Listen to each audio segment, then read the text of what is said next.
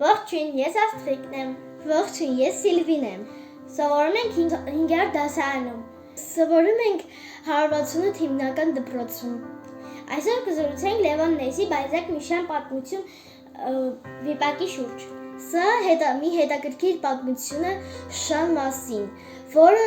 ներկայանում է առաջին դեմքով։ Վիպակի սկզբում և վերջում շունը հայտնվում է տարբեր իրավիճակներում։ Վիպակի սկզբից մինչև վերջ շունը անցնում է բազմաթիվ փորձություններով։ Փոխվում է նրա տերերը, երբեմն էլ մենակ է մնում։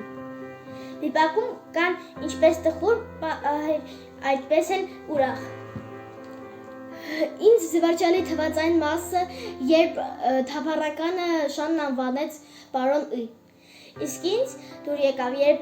նա գտավ Մինասին։ Ինձ ափսոս Մինասը մահացավ, այս պահը ես կփոխեի։ Վիպակը մեզ սովորեցնում է լինել հոգատար և լինել ավելի բարի։ Ուշադիր լինել և